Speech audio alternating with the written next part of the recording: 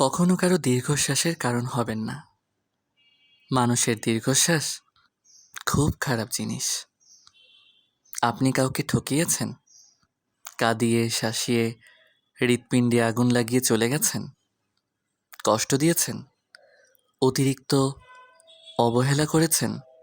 মানুষের সাথে খারাপ ব্যবহার করেছেন? যে মানুষটা আপনাকে অন্ধের মতো বিশ্বাস করত, তার বিশ্বাস ভেঙে দিয়েছেন? মনে রাখবেন, মানুষটা আপনার উপর কোনো প্রতিশোধ না নিলেও সে যতবার আপনার কথা ভেবে দীর্ঘশ্বাস ফেলবে, ততবারই তার আত্মা একটা নালিশ নিয়ে যাবে সৃষ্টিকর্তার কাছে। সৃষ্টিকর্তা সব দেখেন।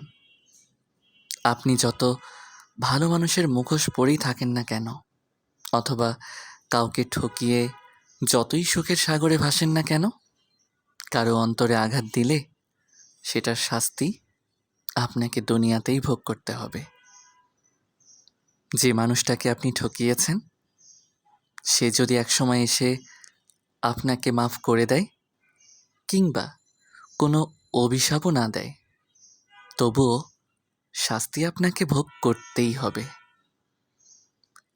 রুহের হাই বলতে একটা কথা আছে, আমরা যেটাকে রিভেঞ্জ অব নেচার বলি। প্রস্তুত থাকবেন সর্বদা। মানুষ ছেড়ে দিলেও প্রকৃতি কাউকে ছেড়ে দেয় না।